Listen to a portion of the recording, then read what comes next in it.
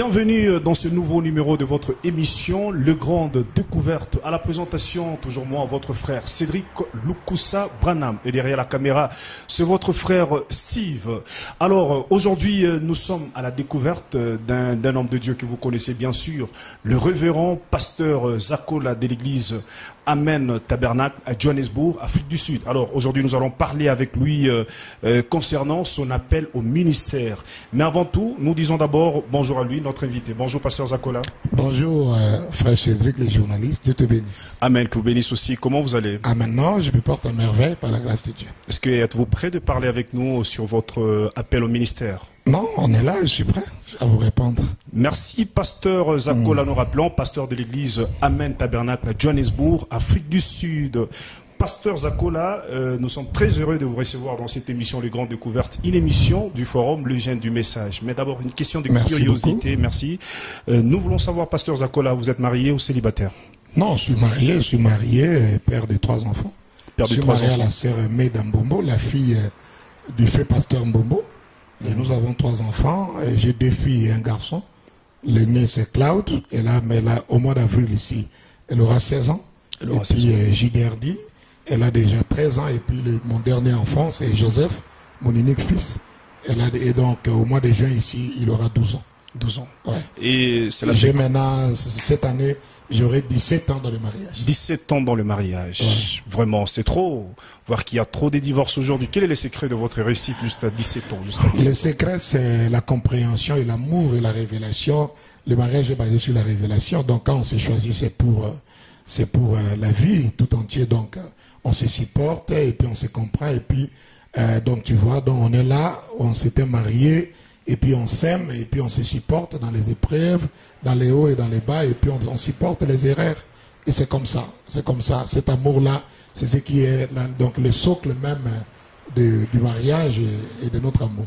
C'est-à-dire l'amour. C'est-à-dire, et comment vous arrivez à gérer vos différences? Est-ce que c'est là où vous êtes déjà arrivé de taper sur votre épouse si elle faisait quelque chose? Nous sommes des chrétiens, je ne peux pas le faire. Frère Branham nous interdit de taper sur sa femme. Moi, j'ai commis les erreurs. Ma femme aussi, je peux lui reprocher certaines choses. On s'assoit, on en parle. Les dialogues entre époux et épouse, c'est ce qui résout nos problèmes. C'est-à-dire, quand il y a des problèmes, vous essayez de vous asseoir et parler. Parler, oui. C'est 17 ans. 17 ans, on parle et puis on se comprend. On va de l'avant. Merci, pasteur Zakola, pasteur de l'église Amen Tabernacle à Johannesburg. Pasteur, aujourd'hui, nous parlons avec vous sur votre appel au ministère. Mais avant tout, nous voulons d'abord savoir comment vous êtes arrivé à croire le message du prophète Branham, et c'est là depuis quand? Le message du temps de la fin. Donc moi, j'étais catholique. Moi, mes parents étaient des catholiques. Tu vois, c'était des mouvanciers, les moboutistes là, de l'Équateur, tout ça. Alors, donc moi, j'étais dans l'église catholique avec celui qui était devenu le cardinal, le fait, on l'appelait Monseigneur Tchaou, tout ça, c'est lui qui m'a même consacré dans l'église catholique. Mais la première fois qu'on m'a présenté le message, j'avais 12 ans. J'étais en 6e année de l'école primaire. On m'a présenté le message, j'ai vu la première fois. Quel âge? Et à quelle année? Donc, c'était en 1988, si j'ai une bonne mémoire.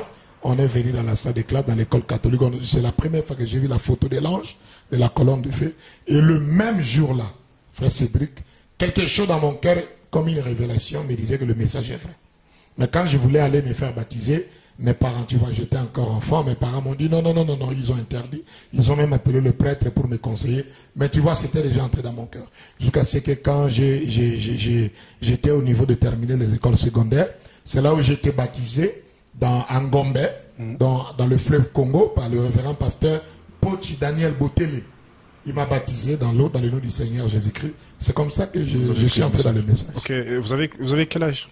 Quand je me suis fait baptiser. Non, votre âge. Maintenant, oui. Au mois de septembre, j'ai maintenant 43 ans. Je suis né le 23 septembre 1976 à Ingende, à l'Équateur. Et au mois de septembre de cette année ici, j'aurai 44 ans. Pasteur Zakola, merci Pasteur Zakola. Alors nous voulons savoir qui est votre père spirituel. Bon, en tout cas, à vrai dire, voici un peu mon petit parcours. Oui. C'est le pasteur Mpochi Daniel Botele, l'évangéliste, qui m'a baptisé au fleuve Congo, en Gombe. Donc, et puis de là, j'ai volé avec lui quelques mois. Comme mon père était mouvancier, oui. On est parti à Ingine. Le pasteur Mboula, on est resté quelques temps. Et c'est là où quand la fidèle est entrée, tu vois le changement du régime. Et nos parents avaient fui, ainsi de suite. Tout ça là parce que j'avais des grands frères qui étaient des gardes du corps du maréchal Mobutu. Oui. Mon père lui-même était un grand mouvancier. Et tu vois les règlements des comptes avec l'entrée de l'AFDEL là. Je suis venu à Kinshasa pour Gibon. C'est là où j'étais à Rigini. J'ai été dans le ministère 2 ans à l'Équateur. Et à Rigini, le pasteur Barout, il m'a pris. Il m'a vraiment encadré sous son ministère. Donc pour moi, je peux dire que mon pasteur, qui m'a vraiment lancé complètement dans le ministère et internationalement, tout ça, c'est le révérend pasteur Barouti Kassongo. Le révérend pasteur Barouti Kassongo de l'église Barouti Tabernacle. Alors, c'est lui, le père spirituel du pasteur Zakola. Ouais, mais c'est lui qui m'a baptisé. C'est lui qui vous a baptisé. C'est lui qui vous a baptisé, c'est le pasteur Mpochi. Oui. Merci, pasteur Zakola. Alors, nous voulons savoir comment vous avez su que vous avez le ministère. Le ministère, quand j'écris, comme Frère Banam, le ministère, c'est un appel divin. Ça vous hante. J'ai commencé, quand j'écris, j'ai commencé, après une année, j'ai commencé à prêcher à l'école, à l'école secondaire, j'ai prêché mes amis, ils partaient, on les baptisait à l'église, dans la rue, dans les bus. C'était en quelle année?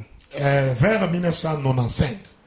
Et c'est là où ça a commencé, et les anciens voyaient les fruits de mon ministère, ils m'ont approché, j'ai tout ça là, et puis c'est là où j'ai commencé à prêcher dans notre église de Mbandaka, dans la grande église El Shaddai, je prêchais à Ingende, j'ai fait des voyages dans les pirogues, dans les vélos, en train de prêcher partout chez nous à l'Équateur là. Et c'est là où tout est parti. Je suis devenu ministre, reconnu par les anciens, ainsi de suite. Et en 1997, comme je t'ai dit là, avec l'entrée de l'Alfedel, je suis venu à Kinshasa. Et le pasteur Barouti m'a vu, comme le pasteur Mobonga, c'est mon oncle du côté de ma mère. Alors il m'a aussi présenté. C'est là où il m'a pris à Rikini. Là, j'ai commencé à prêcher dans les juridictions, ainsi de suite, et puis dans l'église, dans la grande église de Rikini. C'est-à-dire, jusqu'à ce qu'il m'a pris, il m'a fait un ministre engagé, il louait une maison pour moi à Yolo. Il m'a dit, toi, tu n'iras pas à l'université. Parce que je voulais étudier. Il a dit, c'est fini pour l'université. Il me payait un salaire, hein, $350 par mois. Il avait vu en moi un appel. Et puis, en ce moment-là, j'ai trouvé les aînés, comme les Panzou, le révérend Panzou qui est à Cape Town. J'ai trouvé comme le révérend Racheté Lusanga, le pasteur Belessi qui est déjà parti dans la gloire. C'est comme ça que j'ai voulu avec les autres associés. Parce que Dieu, en ce moment-là, les Kaloum et les Landou et les autres. Parce qu'avez-vous fait l'espérance avec Dieu? Dieu vous a appelé au ministère? Bien sûr. C'est quand et c'était comment? C'est confirmé. Dieu m'a appelé au ministère. Bon, regarde, l'appel au ministère, Frère Branham dit que c'est d'abord, c'est prédestiné. Il y a d'abord la prédestination. On ne devient pas un prédicateur. Donc, Dieu t'a prédestiné pour ça. Et quand tu es né, Dieu doit t'appeler. Après la prédestination, Dieu doit t'appeler. Après l'appel, Dieu doit te oindre. Après l'onction, Dieu doit te placer. Et par rapport à ça, comme tu me poses un peu une question sur l'appel au ministère, laissez-moi un peu essayer de s'étaler là-dessus. Oui. Frère Branham nous dit dans question-réponse du 12 janvier 61, il dit que oui, pour l'appel, il faut que tu regardes tes motifs, tes objectifs. Pourquoi tu prêches? Il faut que ça te hante. Il dit que affermissez votre appel. Il dit parce qu'il y a un petit jeu que le diable peut jouer là. Il peut te faire croire que Dieu t'a appelé alors que tu n'as pas été appelé. Il peut aussi te faire croire que Dieu ne t'a pas appelé alors que Dieu t'a appelé. Alors Branham dit qu'il faut affermir votre vocation. Et là-dessus, il y a au moins 7 choses ou 8 choses, frère, que les gens doivent suivre, les étapes là. Aujourd'hui, les étapes là ne sont pas suivies. Quand même tu as l'appel, tu as été prédestiné pour ça, tu es appelé, tu es loin, tu es là, mais une autre chose de base, c'est que tu dois regarder premièrement, numéro 1, tes motifs et tes objectifs. Pourquoi tu les prêches? Pour devenir grand? Pour gagner la vie? Pour gagner la notoriété ou quoi que ce soit? Frère Branham dit que tu dois être comme Paul, que en tout cas, malheur à moi si je ne prêche pas l'évangile. Frère Branham utilise le terme, mais ça doit te hanter. Ça doit te hanter. C'est une vocation dans ton cœur. C'est ça le sacerdoce. C'est un fardeau. Ça dit, Frère Branham dit, peu importe. Oh, les dons, les prophéties, les visions, ou quoi que ce soit, tu prêches, mais qu'est-ce que tu sens dans ton cœur? C'est un appel. Donc c'est ça le fardeau, de gagner les âmes, d'apporter la parole, de ramener la relation entre Christ et les enfants de Dieu. C'est un ministère de la réconciliation. Après que tu regardes tes motifs, et il y a une chose que tu ne dois pas s'échapper à ça. Après que tu as vu tes motifs, tes objectifs, hein, ici, tu dois comprendre, rendre un service à Dieu en dehors de sa volonté. C'est toute une doctrine de Frère Branham. Est-ce que c'est la saison? Et tu dois les faire selon la parole. Or, selon la parole, si tu lis, c'est rangé du côté de Jésus, tu lis même un homme appelé de Dieu, vous allez voir, frère, la première chose, les anciens, ton pasteur doit juger ton ministère. L'ancien doit te regarder, il juge ça. Et parce que c'est lui qui va t'encadrer. Après qu'il juge ça, il doit maintenant ici te tester. Est-ce que c'est vraiment la peine? Parce que Frère Branham dit ce sont les vrais dons qui opèrent à faux, qui détruisent les églises. Il faut supporter les corrections dans cette académie. Et troisième chose, la formation. Tu dois être formé. Beaucoup de gens ne sont pas formés. Allez lire Un homme appelé de Dieu. Frère Branham dit ça peut prendre des années, cette formation. On doit te former. Qui doit vous former?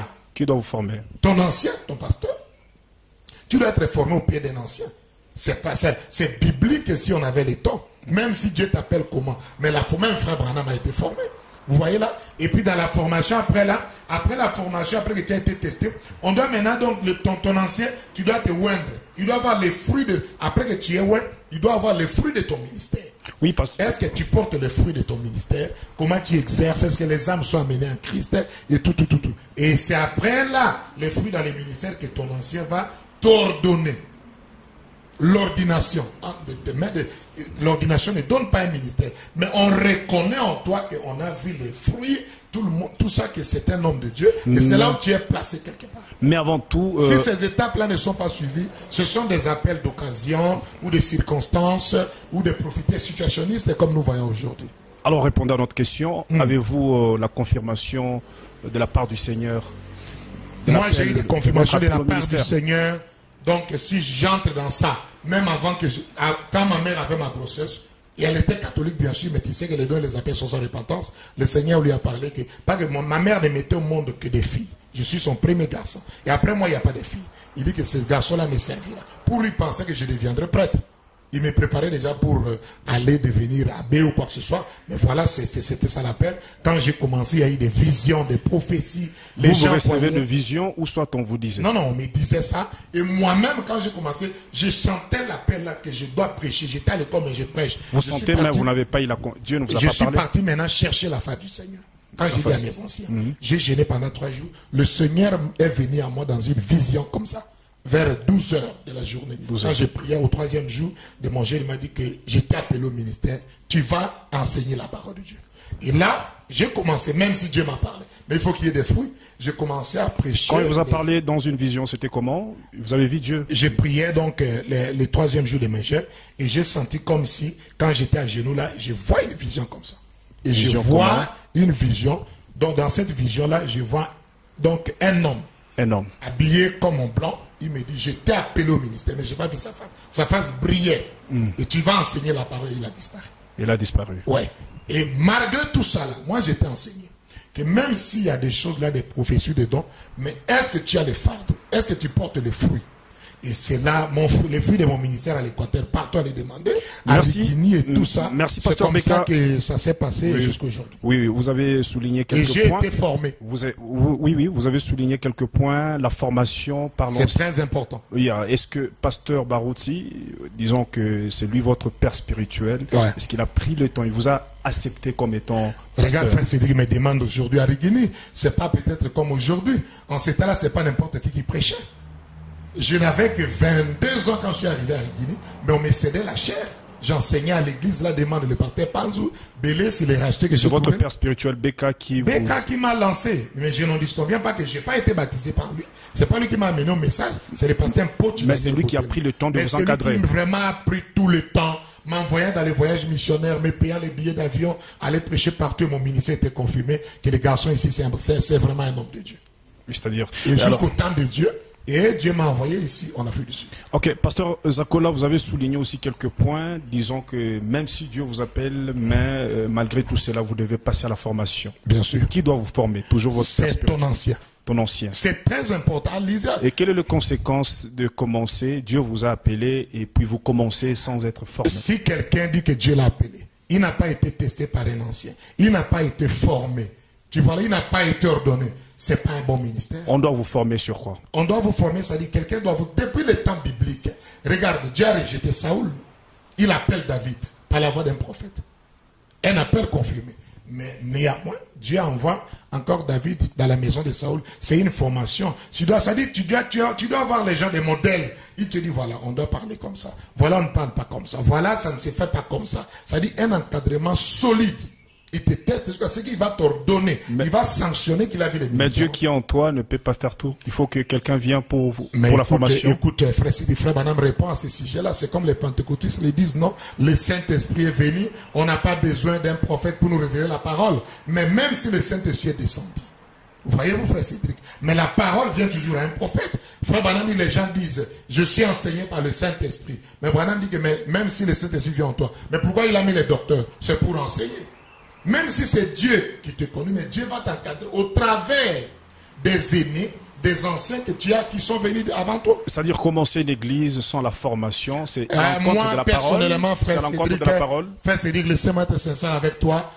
Toutes les imbroglios qui se passent maintenant. Commencer une église directement. Quelqu'un irait là, il s'élève, Dieu l'appelle. Pas, il est déjà pasteur. Pas, il a déjà commencé l'église. Il n'y a pas d'encadrement, il n'y a pas de formation. Moi, je ne crois pas trop à ces gens d'appel. Ça dit que ça a raté quelque chose. C'est quand nous voyons parfois, il n'y a pas de respect, il n'y a pas de manière, il n'y a pas de maîtrise parce qu'il y a la formation. La formation. Est-ce que le prophète William Branham lui-même était formé? Bien sûr. Frère Branham a été formé. Frère Branham est né, la colonne de fer venue, vous connaissez ça. À 7 ans, Dieu lui parle, ne fume pas, ne bois pas, ne suive jamais ton corps. Tu comprends un peu ça? Et malgré ça, à 21 ans, Dieu l'appelle et puis il devient un prédicateur baptiste. Et regardez, Frère Branham a suivi les étapes là. Le pasteur Roy Davis, malgré ce qu'il est, Dieu, Frère Branham est parti sous ses pieds. Il lui a testé, il lui a encadré, il lui a formé. Quand ils ont vu en William Branham un ministère, Frère Branham, j'ai été ordonné par le pasteur Roy Davis. Malgré même que Frère Branham avait compris les problèmes de ne pas ordonner les femmes, Roy Davis l'a chassé. Frère Branham a pris un autre modèle. Le F.F. Bosworth. Il dit que c'est mon père spirituel, c'est mon modèle. Et Bosworth essayait de lui donner des conseils, de l'encadrer, ainsi de suite. Voilà. Donc, même si William Branham a été encadré, à plus forte raison, combien nous ici, nous autres ici, qui que ce soit. Merci, pasteur Zakola. Vous venez d'écouter pasteur Zakola, nous rappelons, pasteur de l'église Amen Tabernacle à Johannesburg. Ouais. Pasteur Zakola, vous avez commencé à Kinshasa, vous êtes du Congo, air du Congo. Ouais. Mais nous vous voyons ici, à Johannesburg, Afrique du Sud, commencer une église. Pasteur Beka, c'est lui qui vous avait envoyé ici d'ouvrir une église ou quand j'étais à l'église, je prêchais. Tu sais, je suis très reconnaissant au pasteur Barout quand j'ai dit ça. Malgré que mes anciens de l'Équateur avaient mis beaucoup de choses au moi. En ce temps-là, il m'a donné les e-books. On n'avait pas de e-book, les gens connaissent ça. Il m'a dit, toi, ton travail, c'est de lire la parole de Dieu, d'étudier la parole, de prêcher. C'est tout ce que j'ai fait. Il payait une maison de 2 chambres de salon à Yolo pour moi, il me donnait l'argent, tout ça, j'étais bien. C'est en lisant beaucoup, en étudiant les métiers, j'ai commencé à découvrir beaucoup de choses. Excusez-moi, j'ai commencé à découvrir même des doctrines à Rigini, ce n'était pas de cette manière-là. Alors, j'ai parlé avec lui, ainsi de suite, tout ça là.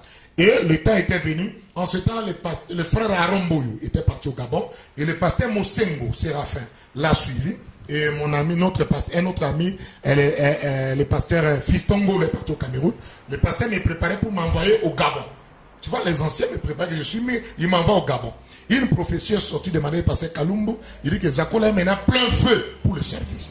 Et il faisait les démarches, ça n'a pas marché. Un jour, le pasteur Barout m'appelle pour enseigner. Je ne peux pas oublier ça, le 28 février 2001. Un mercredi, il m'a dit, prenez une série, le mercredi, le vendredi, le dimanche.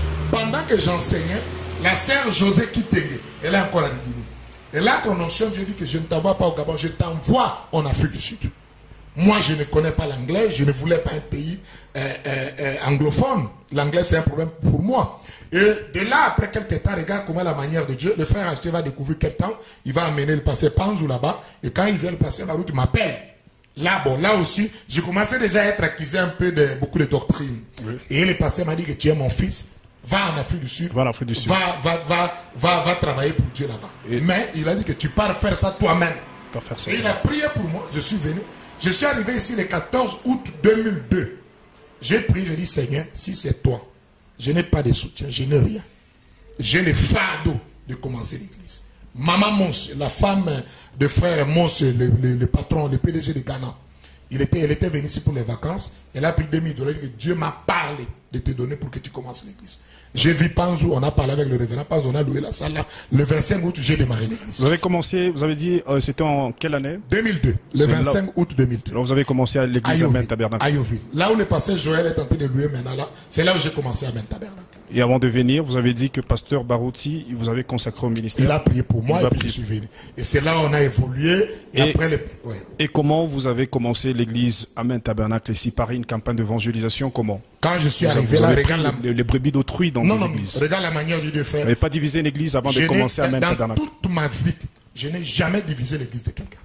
Dans toute ma vie jusqu'à aujourd'hui. Quand j'arrive le 14 août, le pasteur Joe Daniel, qui connaissait aussi mon beau-père, le pasteur Mbombo, j'étais fiancé avec sa fille, le pasteur Mbombo, il est venu me pour prêcher. J'ai dit que non. Je ne voulais prêcher dans aucune église de quelqu'un. Sinon, ils diront que tu as prêché pour avoir l'influence.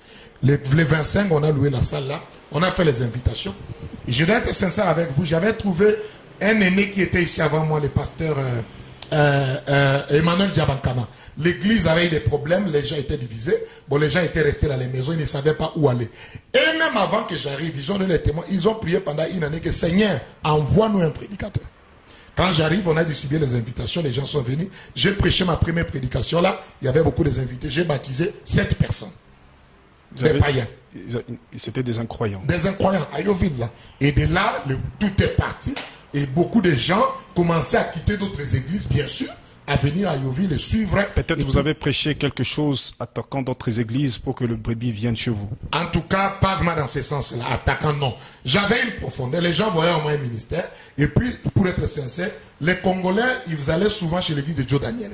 Les vieux Joe étaient loin et d'autres pour manque de transport. Bon, les gens commençaient à venir, ceux qui me découvraient, ils ont apprécié mon ministère. Ils venaient aussi choisir. C'est comme ça qu'Amen est parti. Et beaucoup de frères sont venus, de Cape Town, de partout. Et c'est comme ça que l'œuvre a avancé jusqu'au jour. Et cela fait combien d'années qu'Amen Tabernacle existe? Amen Tabernacle a commencé le 25 août 2002. Et aujourd'hui, nous sommes en 2020. Donc ça, c'est la 18e année. Si on arrive au mois d'août, là, c'est la 18e année. 18e année. Ouais. Pasteur Zakola nous rappelait encore, pasteur de l'église Amen Tabernacle à Johannesburg, Afrique du Sud. Alors, pasteur, entre parenthèses, nous vous avons vu récemment, vous étiez à Kinshasa, l'air du Congo, vous êtes retourné, vous étiez chez vous, disons. Ouais. Et nous avons vu une photo qui a circulé, bien sûr, sur les réseaux sociaux, où vous avez commencé une église, encore à Kinshasa. Ah, ok. Je ne sais pas, c'est quoi, juste. Non, bon, écoute, je vais être sincère avec toi, monsieur les journalistes. Quand le pasteur Lis est mort, le docteur Lis, j'étais parti à Brazza pour l'enterrement, tout ça là. J'étais dans ma chambre d'hôtel. Le Seigneur m'a montré un songe en me parlant qu'il faut que tu commences une église à Kinshasa. J'ai douté de ça, je suis revenu ici. Dès que j'arrive, il y a eu une prophétie qui est sortie par Maman Bobo, dans le même sens. J'ai prié. J'ai partagé ça avec l'un des aînés, je ne peux pas te cacher, le révérend pasteur Lifoko. J'ai partagé ça avec lui. Bon, il a dit, ah, si c'est Dieu, il faut que tu mûris ça. Et j'avais décidé d'aller à Kin. C'est lui-même, c'est lui qui a payé les billets. Qui? Le pasteur Lifoko. Pour que vous puissiez aller à Kinshasa. Ouais, il m'a dit, je suis parti et j'ai fait là 40 jours. C'est ma première fois de retourner à Kinshasa, de faire longtemps. Je partais visiter tous les anciens, j'ai visité le pasteur Kalumbu, j'ai salué j'ai visité le pasteur Barouti, j'ai visité le pasteur Kayumbi, et tout ça j'ai vu. Et puis pendant que j'ai prié, j'ai commencé des réunions de communion, là, dans la parcelle de ma grande soeur. Il y a certains frères, j'ai vu certains frères qui venaient de l'Équateur, ils n'ont pas d'église où aller, 2 ou 3 ils ont commencé à venir, et un frère que j'avais, il était beaucoup influencé par mon ministère. Le pasteur Neuf Libambou, il avait sa petite église à Mombele. Il m'a dit que Dieu lui a parlé, que lui ne veut plus continuer à prêcher. Il ne veut plus continuer comme pasteur, il veut être formé. Et il dit que non, il veut qu'il soit ma brebis. Il est venu là avec une vingtaine de personnes. C'est là où j'ai dit, bon, je ne suis pas encore sûr. On parlait. Je n'ai fait aucune publicité, aucune chose. Il y a eu 4 païens. Pendant que je parlais seulement dans la maison de ma grande sœur là, qui ont décidé de se faire baptiser. Un étudiant et une autre sœur étudiante et 2 autres garçons là. Et de là, on a fait des réunions de réveil là, toujours dans la parcelle de communion. Et là, le jour où j'ai décidé qu'on peut prendre une salle pour un peu que je parle, c'est la vidéo que vous avez vue là. J'ai pris une salle là au premier rue. À ma grande surprise, j'ai vu plus de 260 personnes sont venues. Et il y a plus de 100 et quelques qui ont choisi encore l'église, qui ont choisi la prédication que j'avais prêchée là. J'avais pu saisir la vision et le programme de Dieu. Donc là, j'ai dit qu'on se prépare. Donc, pour ton information, tu es journaliste. Le 28 février de cette année, si Dieu le veut, oui, je vais commencer officiellement une église à Kinshasa. L'ouverture officielle d'une église à Kinshasa, c'est ce 28 février 2020. Si Dieu le veut, Dieu nous donne une bonne santé qui nous garde. C'est-à-dire l'église là, c'est Dieu qui vous a dit d'aller ouvrir l'église. Oui, le Seigneur a mis le poids dans mon cœur. Il a parlé et moi-même j'ai le fardeau là. Comme aussi ici l'église amène est maintenant stable et tout. Je pense que c'est un appel divin. Je vais faire ces travaux. Comment vous allez conduire des églises? Pardon? Comment vous allez conduire des églises? Frère Branham avait conduit des églises. Il était passé de Jeffersonville et quand il est parti dans l'autre ville là, j'oublie encore le nom, ça m'échappe, ça va venir. Il a vu, tu vois, quand il dit que là, il a vu une vision où un agneau est tenté de bêler sans berger, et puis il a trouvé une église qui était abandonnée là, et puis il a commencé, et puis il faisait des va-et-vient jusqu'à ce qu'il a eu le pasteur Graham Snelling, il lui a placé là-bas, et de l'autre côté, il est revenu mais Frère Branham avec une église. Pardon? Frère Branham il a eu des églises. Il conduisait l'église de Jeffersonville en tant que pasteur, et l'église là aussi. Jusqu'à ce quand il a eu des gens, Branham avait des églises. Ouais, quand il avait eu des gens, il a placé Graham Snelling là-bas dans l'église là, et puis ici, et lui il a pris ça. C'est-à-dire, vous allez faire aussi de même. Même chose. Passer quelqu'un là-bas. La même chose. Et vous restez ici. Ouais, je peux, ou soit je place quelqu'un ici, moi je reste là-bas, ou soit je place quelqu'un là-bas, moi je viens. C'est la même chose. C'est la même chose. Ouais. Il est notre modèle, le prophète de Dieu. C'est-à-dire, c'est Dieu qui vous a dit de commencer une église. Ouais, même pour les gens qui vont nous suivre, c'est l'appel lancé à tout le monde. Le 28 février, si Dieu le veut, nous serons là à Kinshasa, vous aurez des affiches. C'est l'ouverture officielle d'une nouvelle église là-bas. Ça portera quel nom, l'église? Le nom, j'ai 3 noms. Il faut que l'église vote. Je proposerai Amen Tabernacle, comme ici. Je propose aussi Man Caché Tabernacle, parce que la Man Caché, c'est une connaissance plus élevée pour enseigner les autres. Et je propose aussi Phoenix Tabernacle. C'est-à-dire qu'il y a une chose qui est sortie du néant.